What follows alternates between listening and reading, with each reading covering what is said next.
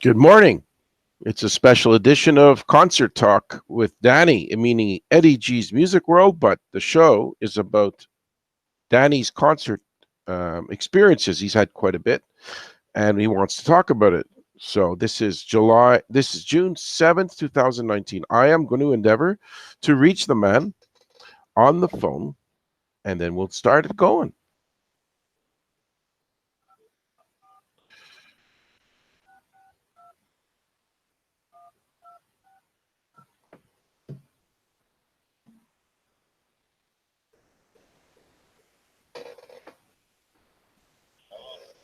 Danny, hi. I'm setting you up to be on the show. I'm, I'm just making sure technically well, going to be getting $18,000 for this. Oh, now you're being difficult with your demands. We're going to have to end the deal right this second. So we are calling this show Concert Talk with Danny because Danny's been to a lot of concerts, and I want to hear all about the best, different experiences he's had. Say hi to the people, Danny. This is Eddie G's Music World. In the radio world. Yes, well, we expect to break into the tens of listeners with Tens this. of thousands, I hope. Yes, tens of thousands. Then I'd be cutting you in on the profits. But there's probably, we're going to try our best to break into the tens. I'll promote it on Where Twitter. Did you want to start? Right now, we're talking, buddy. No, I mean, where did you want to start? I mean, basically, since 1971, I can estimate I've been to between 400 to 500 concerts. That's what I expected. Because I calculated in my head, I wondered how many you'd been to, and I figured that was the amount, which is 5 times more than me, probably 4 or 5 times more, because I've been to about 100 and something, maybe 150. So, but I wanted I to have about 10 on the list for this year, so I guess I'm still rocking. Yeah, I mean they're going to keep you going until the end of the road, Or and until I have no more money. well, I contacted Gene, and he said he could give us both a 2-for-1 on a Kiss casket. You know what? I think I wouldn't mind that. Half 500 each instead of 5,000 each if we buy two. He put sound in there, so at least I'll have some music. Maybe Paul will actually try to funnel Kiss music on a 24/7 loop. In case we come back from the dead, we will have Kiss music playing. I'll have to talk. I'll send tweets to both Gene and Paul to be sure this can be done. I know Gene's got a big heart. He doesn't care about money, so he'll be very nice about it. Oh, yeah. He's very free with his money. One thing, if you were to say your top, doesn't have to be 5, it could be 4, 3 shows that you've seen in your life. If you were to say, let's say you look back on your, you were 11 or 12, you started 3-4 years before me. When I went to see Led Zeppelin. That's number one. Wow, I envy you for that, man. I really do. I was 16 years old, and at that time we didn't have any Ticketmaster, Ticketron, nothing like that. You had to actually go down to the forum to get your tickets. So the story that I have to tell you, what happened was that morning that the tickets were going on sale, I came out of our Montreal Metro system, then I came up right across the street, I'm looking at the Montreal Forum, and there's people lined up all the way down the street, let's just say about 4 blocks. And when I got out, it was about 15 minutes before the tickets were going on sale, and they had this big barricade going around it. So I'm looking at all my friends, and I'm saying, oh my God, how are we going to get tickets? I said, we're never going to get in there. So I said, you know what, everybody, give me your money. I'm gonna jump the fence. And what happened was I literally jumped over the fence. I landed on the people. I got in there at 9:15. I got my tickets in the red, and it was like one of the best shows that I ever saw. Was seeing Zeppelin, all of the original band members. I wish I saw that one. Unfortunately, I was ready to buy tickets for 1980, and Don Bonham died, so I was cut out of that show. I had tickets for that, but again, like you said, the show, of course, was canceled because of what happened. So, this is part of the rock and roll era. Right. What? Think of 2, 3 more if you can. Really great shows. I can remember another one when Genesis. I didn't see Genesis with Peter Gabriel. I did see Genesis without Peter Gabriel. But when Peter Gabriel left, he came out with his solo album, and I went to the Montreal Forum, and I was sitting in the aisle seat on the floor, and the show was just starting. He just came out with his album Salisbury Hill, and all of a sudden everybody's looking, and all of a sudden I see him. He's on a platform, and they're carrying him, and he's not walking, they're carrying him down to the stage, and as he's passing by, I look up and I go, Peter Gabriel, all right. And he reaches down and he shook my hand, and that was the first rock star that ever shook anybody's hand. And also an incident that happened at the show, because he only had one album out, he played the entire album, and the people were screaming so much that he came out at the end and he looked at all the people and said, I'm sorry, this is my first album. I don't have any new material. He says, I'm going to play the same song again from the album. And then he came at the end of that, which he played twice, and then he smashed the stage light to let them know that was it, and that was the end of the show. Wow, that's a crazy story, because you would have think he co-wrote so much Genesis stuff that he would have been able to pull off teaching his other bandmates who were not Genesis, but to throw in about 5, 6 songs. You would think, but back then, I guess it was just, it was a different way. And, back in the 70s, and he was just thought he was going to do his album, didn't think of anything else. And, he came big just as he did with Genesis. Yeah. Bigger. Yeah, well, he became commercially successful with his number one, Sledgehammer and Big Time and all that. I did see him 5 times, so I've been a big fan, and I promise to go with you if he comes back, because when these guys are closing in on 68, 70 years old, you gotta figure they're gonna wind it down, and he's still active, but a guy like that could pull the plug in any time. We don't know. You never know. And also I'll mention another thing about Queen. I actually saw Queen, the original members. Wow. And I remember when they were playing at the Forum, and at the Forum at that time, they had these big, barriers on the top. And when you banged it, it sounded like you go bing, bing, bing, bing. And then I remember when they were playing We Will Rock You, everybody on the top in the rafters were just banging it, and the place was shaking so much you really thought that the ceiling was going to cave in. You know what I mean? That's how loud and how powerful they were back in the late 70s. I got to see Queen light, with Lambert. It was very good, but you're always the whole place must have been thinking how it's too bad that you couldn't get the other guy, Freddie. But it's not Lambert's fault. He's paid to do a job, and it was good because the singer. I saw him too, and you know what? I saw all these other bands that are the lead singer has changed, like Journey and all that, Foreigner. I mean, it's great to hear the music and to see it, but when you see the originals, there's nothing, you can't compare it. I mean, it was a time that it was a special time. It was a magic time. Yeah, it's always better. Like I saw Queen, but without.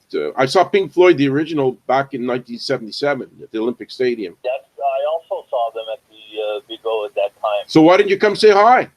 Well, you know what? Between the 80,000 people, I couldn't find you. Wow. Okay, I'll accept that, because I couldn't find. I don't know how.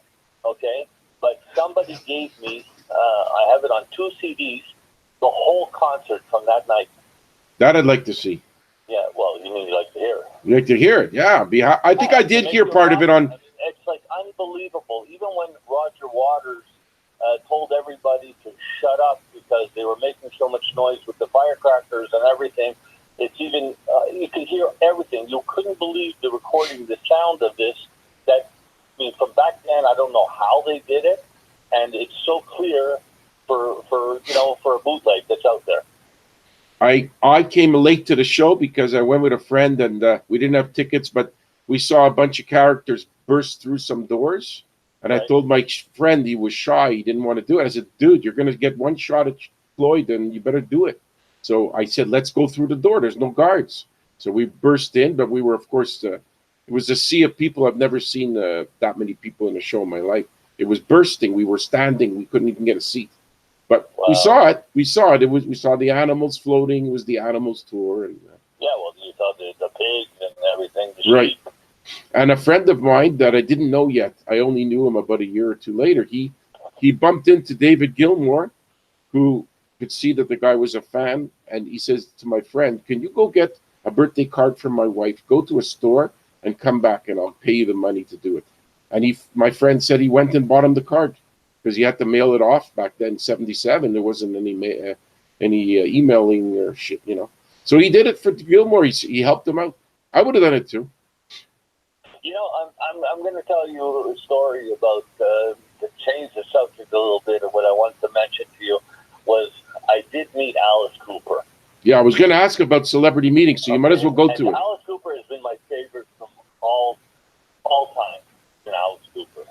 And what happened? I mean, today you have the meet and greet where everybody's cashing in and costing a lot of money. Back then, it wasn't like that. I mean, we had a place called Sam the Record Man where you can go and meet him and have us, buy an album and have it signed at that time. So I waited outside to meet him. And by the time I got inside and I got up to where he was sitting with his band members, and this was around the time when he was playing Raise Your Fist. I think it was Raise Your Fist. I forget the name of the album.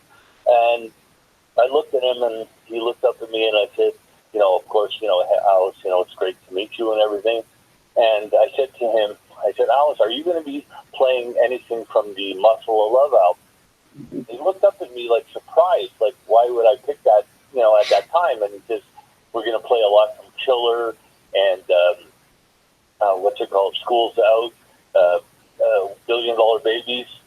And the funny thing that happened, the next time that he came back to Montreal, he opened up with the song Muscle of Love. So I thought maybe, you know what I mean? Sometimes things stick in their heads. I guess he must have just felt he owed it to somebody to play more of that because maybe there was a little interest in it and you showed him interest. So that's a great idea that he was nice to you. I never met him, but I saw him in concert twice. Right. So that would be celebrity meetings. I was going to discuss that. Any other two or three? I know you got one with Hodgson. You could give me that story and maybe another if you think. Roger Hodgson from Supertramp. That was a very interesting story. What happened was we got on the radio. It said that Roger Hodgson was going to be playing in a small club on one of our streets called Saint Laurent, and nobody knew about it. And I was with my brother-in-law at the time, and I said, "Hey, let's go. He's going to be playing in the club." And he says, "I didn't hear anything. I don't know anything about it." I said, "I'm telling you, I heard it on Show'em that he's going to be playing there." So we decided to go down there. We went down. There was nobody outside. There was a few cars. And he said, "You sure?" We walked inside. There had to be about 50 people in the whole place. Wow. And I grabbed the stool near the bar and I put it up next to the stage. And then all of a sudden, Roger Hodgson walks right out on a small chair, sits almost next to me, and he was playing for almost 3 hours. Wow. Okay, with his acoustic guitar, and I had my Supertramp cap on, and Supertramp was there about 2 months before, and I said to Roger, "Roger, the only thing that Supertramp was missing when they were in town was you." And at the end of the show, he reached down and he shook my hand and he took off. Now, I mean, that was cool and everything like that. And then 2 or 3 months later, they announced that he was coming, and he was playing at a club, a bigger club that holds 2,000 people at that time, and he sold out. And I was saying, like, look, he sold out, and now everybody knew, but nobody knew that night. And then the oddest thing that happened, almost 10 years to the time that he shook my hand in the club, I went to see him at Place des Arts.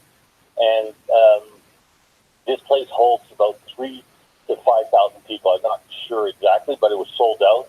and I was maybe 2 or 3 aisles away from the stage. And then at the end of the show, I ran up to the stage and I said, "Roger, Roger," and he came over, he shook my hand, and he left, and he didn't shake anybody else's hand, and everybody was patting me on the back. So it was just weird. It was just one of those strange things that happened. And I figured I'd mention that. Well, that's a great. I never met him, but I saw the Spectrum show. I Right. saw the show where he did Ringo Starr's All Star Band in Ontario. He was there, and another show at Place des Arts. I won the tickets. I probably was at one of the Place des Arts shows you saw him. It was about 5, 6 years ago, 8 years ago. I don't even know. But Well, he's one of the best. When I saw Supertramp do Crime of the Century, I wish I saw that. Breakfast in America, that was, those were top-notch shows. You know what? I had friends that were very mean, and they would exclude me from concerts. Oh, let's say I had a fight with a guy I went to shows with, so he would like play hard to get, and then I would say, well, I either go by myself or I don't go. So I just stayed home. I should have gone to that back in the day, but unfortunately, time goes by. And would you say there's 2 or 3 shows that stand out that you said to yourself, "Oh, this is bad. This is boring. This is like annoying. You don't like it"? Did you ever go to shows that you said you wish you didn't go? Yeah, and I have to say it would be Radiohead. Oh wow, you went to them. Hey, I've heard. I know who they are. They played the outdoor You know what concert. happened? I won tickets on the radio. And again, I'm an old-time rocker, didn't really know their music. Went outside, saw them. Just, I don't know, just didn't do anything for me personally. And, I left. Yeah, I walked out of Rush once because the sound quality was so bad. I had Reds, but they were a bit high, and it sounded like it was like being it was going through a washing machine or something. I don't know what was wrong, but I couldn't make out the sound. And me and my friend, we looked at each other after 8 songs, 7 songs, and we just we weren't enjoying ourselves because the sound was pitiful. For whatever reason, we walked out, just took off. But I only did that a couple of times in my life that I walked out of shows. It's just if you're really I'll miserable. tell you an incident of a great show when I went to see Kiss the first time, and it was like 1976 or 77 that they just came out with their Kiss Alive album, and I was able to get front row center. So imagine back in the 70s, almost like the movie Detroit Rock City, Right. where you have front row tickets. I'm running around school. Everybody knows I'm a Kiss fanatic, and here I have front row seats. And I'm telling you, it was like when I went there to watch them do the whole Kiss Alive album. Well, not the whole album, but almost in its entirety. We were so pumped that my friend Terry and I, when we finally got home that night, we actually put back on the Kiss Alive album, and it was just we couldn't get enough back then. It was just a crazy time. Yeah. Well, Kiss is still rolling, as you know, and you're going twice this year. I went once. I saw them in March, and on August 15th, I'm going to be 60 years old. Oh, So for my birthday present, 7th row, going back to see them. But this time I'm going to be smart at my age. I'm going to have earplugs. yeah. Well, I wish I had 7th row, and your seats were not great either for the last one in March because we were. No, but because I knew that I was going to go to the next show, that I wasn't going to spend crazy money. I was up in the top, but you know what? I still enjoyed it, and like I said, there's only so much you can see and so much you can do, and I saw all the best ones that I wanted to see. The only people that I did not, unfortunately, see was the Beatles, Elvis, and the Doors. Well, I didn't see the remake of the Doors with from the Ian gentleman, Asper. the Cult, Yeah, that was doing the lead singing. right. I heard about that show. I was tempted, but you know me, I'm very touchy about these singers being. Well, you can't get Jim Morrison back, so you have no choice. You had to, Yeah. I should have gone. It's just like when Van Halen came with Sammy Hagar. I'm snobbish, so I said to myself, "Well, it's not David, so I don't want to go." But then years later, I regretted it because, listen, Sammy Hagar contributed a lot to the band. He wrote songs, he sang them, he played not really guitar because Eddie's the guitarist, but he does play guitar. And I didn't go. But then I heard later on that tour 2004 tour that Eddie Van Halen was sloshed half the time, and he was like not playing well. I heard that story, but some nights were good, some nights were bad. But I was walking by the Bell Center the night that they were there. I was with a friend, and we both looked at each other and we said, forget it. But now I look back. You must look back and say there were shows you could have gone, and you just said no, and you wish you went. Yeah, but again, you can't see everything and you can't be everywhere. And, if it's not a financial thing or, you could have been working, it could have been a million things of, why or, things happen like that, Yeah, I mean, I look back on many missed shows, and I don't really make a big deal out of it because, I had the shot at it and I didn't go either. I've had shows like, remember Psychedelic Furs? No, I don't know them. Love My Way, and you know who they are. It's a Heartbreak Beat on the radio. The Ghost in You, Heaven. No, Anyway, you would probably, they're more a 90s band, so maybe it's not your. To get back to you about the Van Halen. Yeah. Okay, the funny thing was, I was like you. I was like, I love David Lee Roth, which I do, right? Right. And I went to see Van Halen with Sammy Hagar. And you know what? Like, I was watching the show, and, he was just pounding out the songs, and I said, you know what? This guy's pretty good. Yeah. And I really, you know what? And ever since then, I enjoyed him. I saw him do a few, like small gigs, like on YouTube and stuff. And I said, you know what? This guy's pretty cool. I like his music. I like his style. And in a way, I'm glad because I did the same thing that you did. Like when Kiss broke up, I didn't want to go see when Ace and Peter.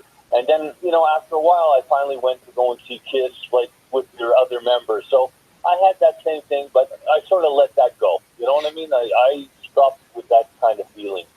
Yeah, it's a good, it's always good to see the band, even if a little change is going on. And Hagar, I regret it the most because, the guy had an era of hits. He didn't replace David Lee Roth to do Roth's songs. He did his own songs, I'm sure, right? He wasn't doing Jump, or maybe he was. What do you mean? Did Sammy Hagar sing Roth's vocals? He's obviously not like David Lee Roth, but he did it. Yeah, because he made a comment because I listened to this show, Eddie Trunk, 4 or 5 days a week.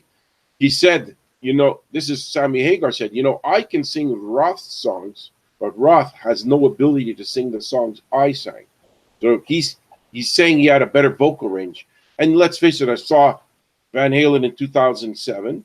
It was a very good show, but you could see that Roth, he forgot a few words, but honestly, I don't care that he forgot words. He's a bit, Even Elton John said, come on, I had to go back and relearn some of my lyrics. I mean, how do you expect them 50 years later I don't know. if they haven't played it, I don't know how. This is part of it, I barely can remember how to press it. I have a list in front of me how to do this show, and it's probably got 10 steps before I could put you on. I had to go through 10 different steps to get it set up. And believe me, I was so... The band, the Headstones? Pardon? The Headstones. I heard of them from PEI, right? I don't know where they're from, but I'll tell you a story. When they first came out with their first album, I went to see them at Club Soda when they were on Park Avenue. Yeah, I remember that. Okay? And so when I went to see them, I was listening to them play, and the lead singer, the one song, he screwed up on some of the words. And I noticed it. So the odd thing was, I went to the washroom. As I went to the washroom, he came to the washroom at the same time, and I looked over at him, and I mentioned to him about that he screwed up on the song. I believe his name is Hugh Dillon, and he looked at me and says, "Oh my God!" He says, "You must really be a fan." And he came and he said, and he took me to meet the rest of the band, and he gave me a T-shirt, and I still have it to this day. Yeah, because he showed because you knew that he missed. See, I know they had one song. I don't remember. What was their big song? With the Headstones. Yeah, they had one or two. Yeah, they had a few.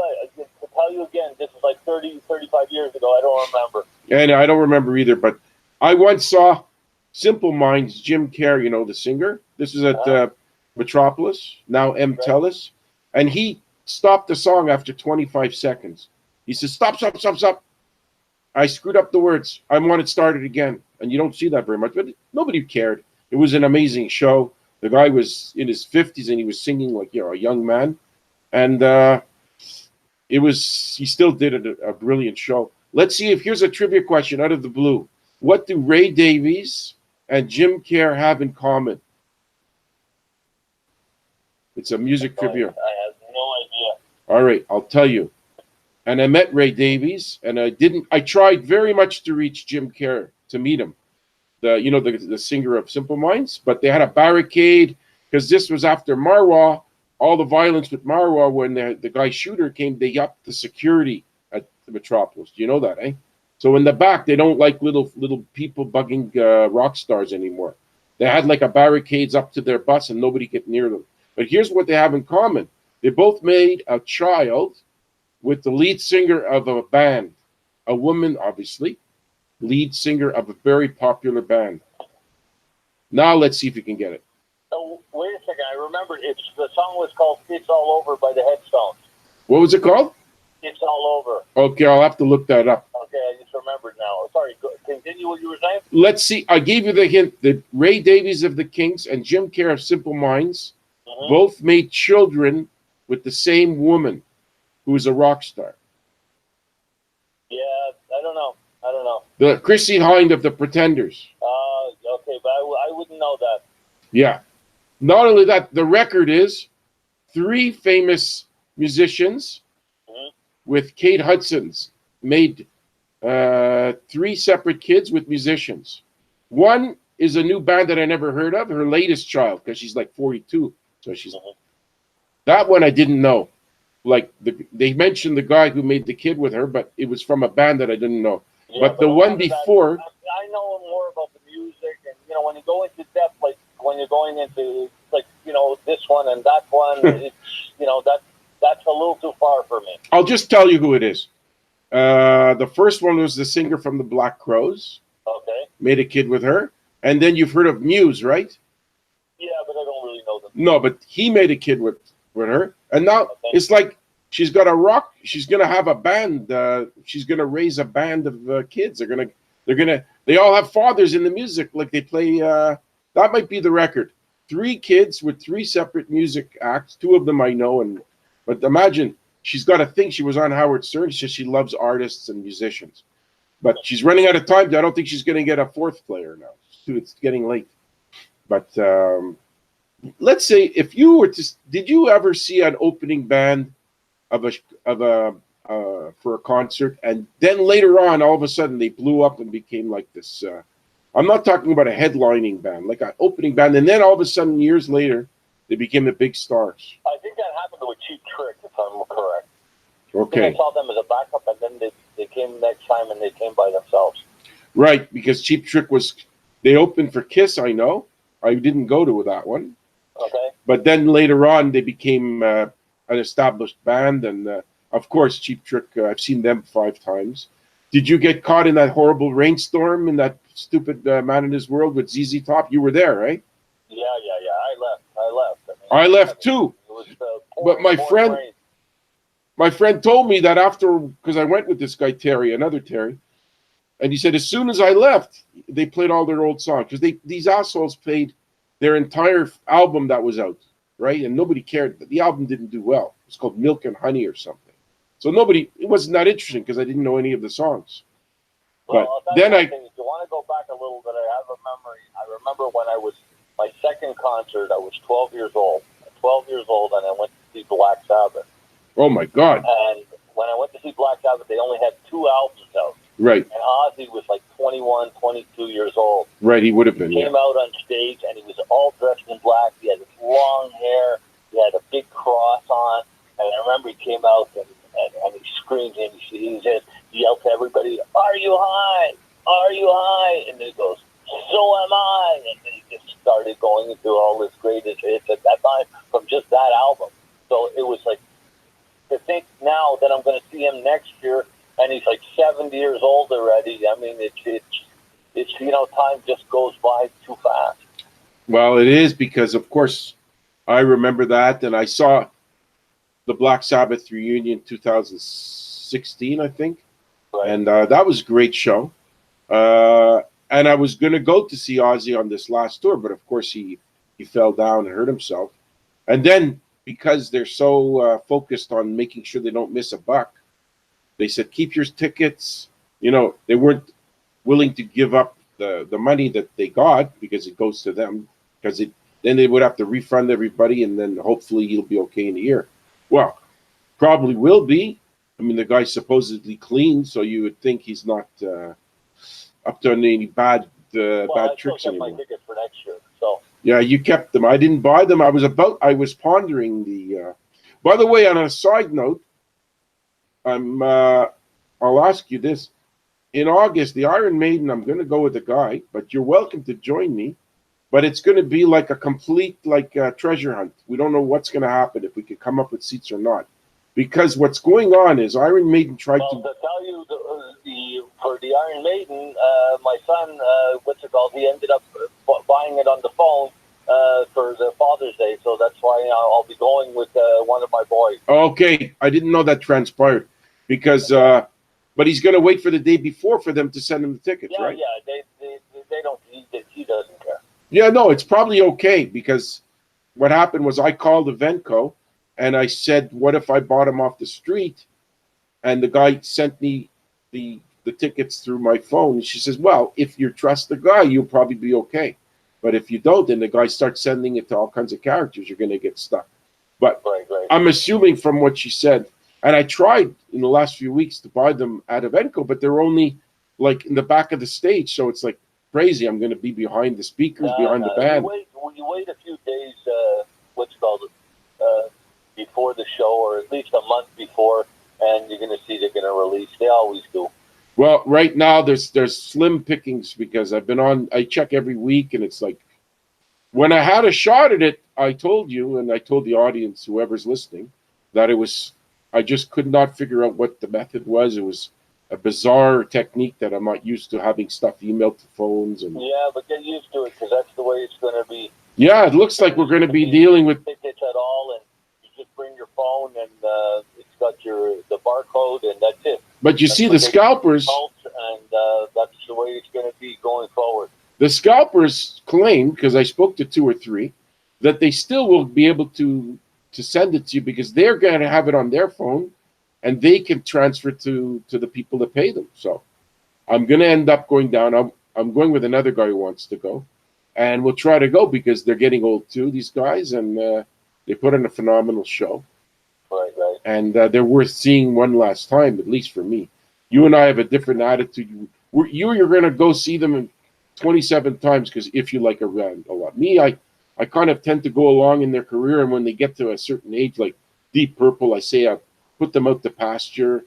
They're still good, Deep Purple, but I figure at this point... I'm going to tell you one thing for sure. This year, I'm going to be 60. I've seen almost... this year I got, a few on my plate. And I think, after this point, I mean, it's got to be something that's really going to be special to go and see.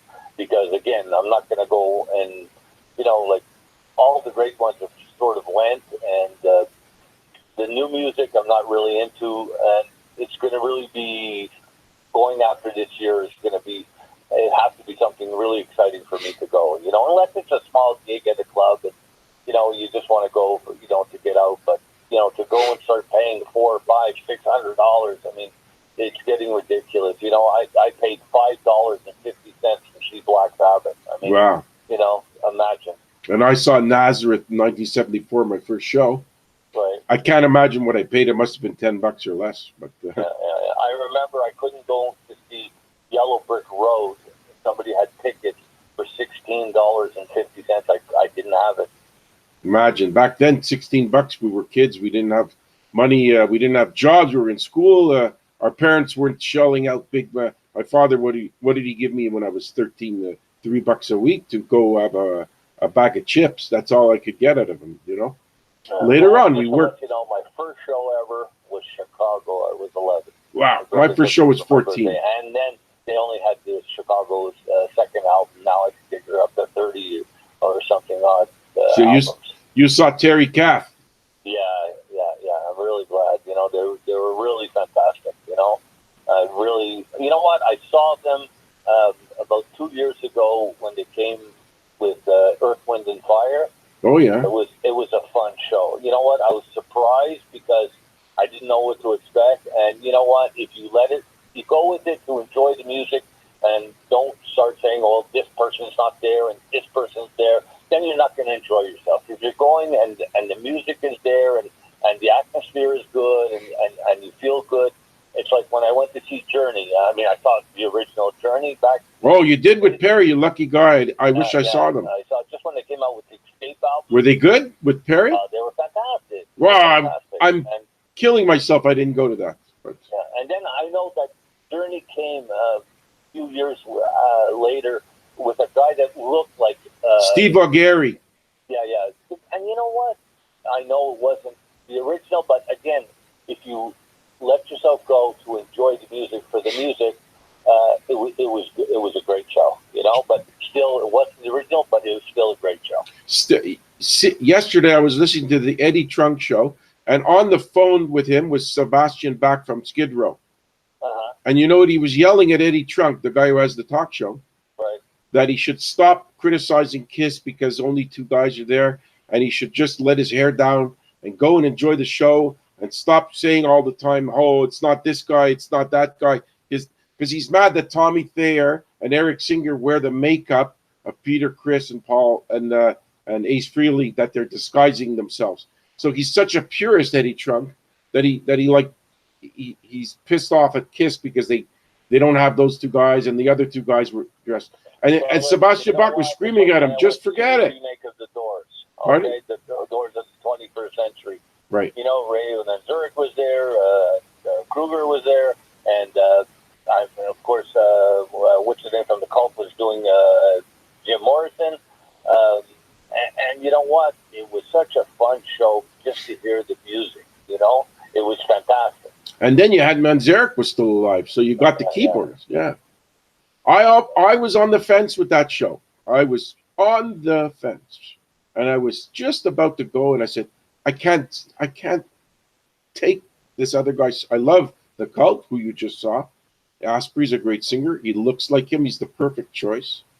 He's got all the qualities, but I couldn't bear to not have Morrison there. It was killing me. Yeah, but again, that's when you have to say, you know, you want to go for the music, and you know, to see him doing the Light My Fire and everything, and you know, the original organ playing, and you know, it was, you know, and you know, all the songs. It was just really great, you know.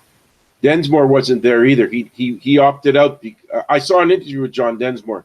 He says, "I just couldn't accept that this happened without Jim." He said, like, he couldn't handle it. So he's the guy in the band. Right. But of course, Krieger and Manzarek were there, and from what you'd say, and I actually looked it up. Just for the fun, you know what I mean? Just go for the ride, not, you know what I mean? Just right. Go to enjoy it, not to. If you start analyzing everything that you see, you're not going to enjoy yourself. You know that I was also close to seeing In Excess 6 months before Hutchins killed himself. He went to the Metropolis, 1997. It was a December night, and I said, In Excess at Metropolis. How many chances can I get to see a huge band like that? And of course, that was the last time with Hutchins, and they came back with this guy, Fortune, DJ Fortune. Remember, he won a contest to be the singer of the... Yeah, but you see, again, if you're going to go, which I wouldn't have went, you know what I mean? At that time, it was like, you know, no, I wouldn't accept it at that time. You know what I mean?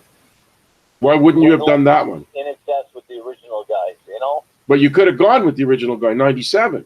Yeah, I know, but you know what? Like, again, another thing, you know, what was I doing back then? Like, where was I? You know what I mean? You could have been raising kids, you know. You were raising little boys. To the Spectrum or the, you know, wherever, all the time. And now it's literally, they're literally drowning the public in shows because these guys, their royalty checks are down to nothing because everybody's stealing the music. You sit on YouTube for 6 hours and you sit there for free and you just listen to records. Well, who the hell goes and pays money? I used to see all these ads for Spotify screaming, you know, people talking about Spotify like it was a pot of gold. I said, why do I need to add another bill to my my monthly bill to pay these guys to listen to their music. I don't have to download it to my iPhone, this phone. I go on YouTube, I sit there, I smack away at all these songs. They're out there for the taking. Well, I'll tell you before I go, just to let you know that a lot of the shows that I saw, I'll just name off a few that was really, really good, was like Grand Funk Railroad, Right. Jethro Tull, Uriah Heep, Supertramp, Styx, Deep Purple, David Bowie 11 times. Wow. You blew me away with Bowie. Never went. Bowie was phenomenal. And I'll tell you one last story about Bowie. When Bowie came the last time in Montreal, he played at the Metropolis. I remember with the Tin Machine. Of 5,000 people. Was that the Tin Machine? No, he came by himself. Oh, he did. And he played 2 nights, and I went both nights. And what was really phenomenal is that what Bowie did was, in the second night, he played a whole different set from the first night. Because he has so many songs. The hits at the end, but I mean, that was amazing. Because normally, if you go see the Police or whoever you're going to go see, and they do 2 nights in a row, it's obviously the same show that they're doing. And he just kicked back and played different songs, and he was totally amazing. Did he ever play instruments on stage or just singing? Just when I saw him, he was doing just playing the guitar at that point. So he still played. Like Mick Jagger plays guitar, so does Bowie, I think. So they both played, but they always had other guitarists that did the work. But so anyway, I want to thank you, Danny. okay, You're at. This is one of my great shows. Keep in touch. Mention it on Twitter. The road tour, like Kiss, you know what I mean? Yeah, tell me about it. We'll do another show sometime. All right. And I'll see you. We'll see each other in for Frampton. Keep rocking. Okay, buddy. Thank you very much. It'll be on YouTube. So I gave you the address, right? Take care, Danny. Take care, buddy. Bye-bye.